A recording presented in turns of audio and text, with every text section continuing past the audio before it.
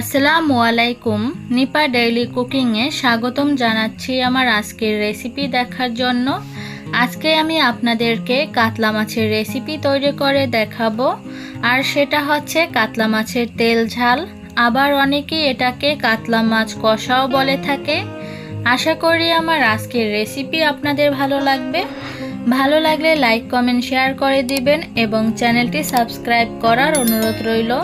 তাহলে চলুন মূল রেসিপিতে। এখানে আমি 5 টুকরা কাতলা মাছ নিয়েছি।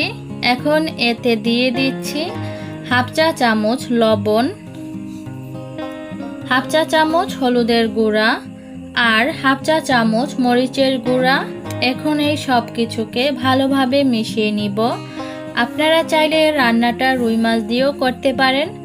ভালোভাবে মেশানো হয়ে গেছে। এখন এগুলোকে আমি ভেজে নিব।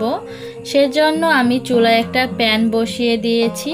এখন আমি এতে দিয়ে দিচ্ছি পরিমাণ মতো তেল। তেলটা গরম হয়ে গেলে আমি এখন মাছের টুকরাগুলোকে দিয়ে দিব।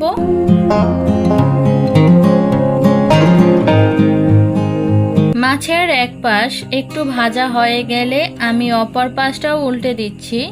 এভাবে উল্টে পাল্টে আমি সবগুলো মাছ ভালোভাবে ভেজে নিব। মাছগুলো আমি ভালোভাবে ভেজে নিয়েছি।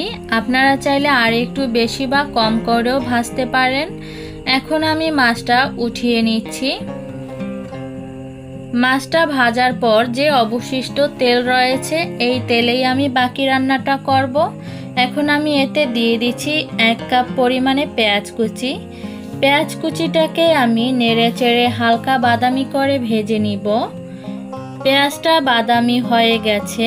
এখন আমি এতে দিয়ে দিচ্ছি 1.5 চা চামচ পরিমাণে আদা রসুন বাটা। এখন আমি এগুলোকে তেলের সাথে একটু কষিয়ে নিচ্ছি। এতে করে আদা রসুনের কাঁচা গন্ধটা চলে যাবে। এ পর্যায়ে দিয়ে দিচ্ছি 1 চা চামচ পরিমাণে মরিচের গুঁড়া। আপনারা ঝালটা আপনাদের টেস্ট অনুযায়ী অ্যাডজাস্ট করে নেবেন। দিয়ে দিচ্ছি হাফ চা চামচ হলুদের গুঁড়া, 1 চা চামচ জিরার গুঁড়া দিয়ে দিচ্ছি, আর দিয়ে দিচ্ছি স্বাদ অনুযায়ী লবণ। আমি মাছটা ভাজার সময় লবণ দিয়েছি, সেজন্য এ পর্যায়ে লবণটা একটু বুঝে দিতে হবে। এখন মশলাটাকে একটু কষিয়ে নিচ্ছি। কষানো হয়ে গেছে। এখন এর সাথে আমি দিয়ে দিচ্ছি একটা বড় সাইজের টমেটো কুচি। টমেটোটাকে আমি নেড়ে চেড়ে আবার একটু কষিয়ে নিচ্ছি। কষানো হয়ে গেছে। এখন দিয়ে দিচ্ছি হাফ কাপের মতো পানি। পানিটা দেওয়ার পরে নেড়ে চেড়ে নিচ্ছি। আর এখন আমি টমেটোটাকে সিদ্ধ হওয়ার জন্য ঢাকনা দিয়ে ঢেকে 2 থেকে 3 মিনিটের মতো অপেক্ষা করব। 3 মিনিট পর আমি ঢাকনা সরিয়ে নিচ্ছি। মশলাটা ভালোভাবে কষানো হয়ে গেছে আর টমেটোটাও সিদ্ধ হয়ে গেছে।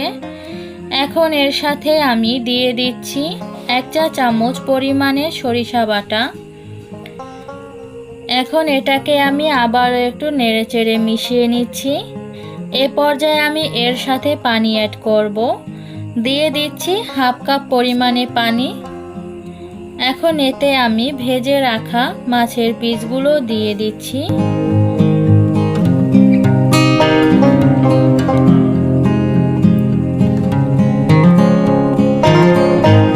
মাছটা দেওয়ার পর আমি এতে আরও হাফ কাপ পরিমাণে পানি অ্যাড করে দিচ্ছি।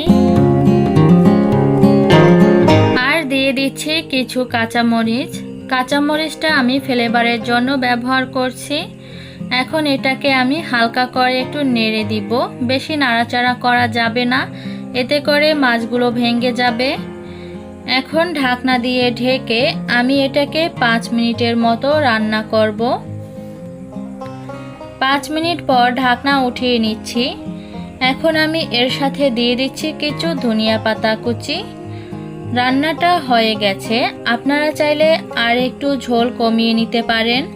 এখন আমি মাছগুলোকে একটি সার্ভিং ডিশে সার্ভ করে নিচ্ছি। তৈরি হয়ে গেল খুবই মজার টমেটো দিয়ে কাতলা মাছের রেসিপি। আশা করি আমার আজকের রেসিপি আপনাদের ভালো লাগবে।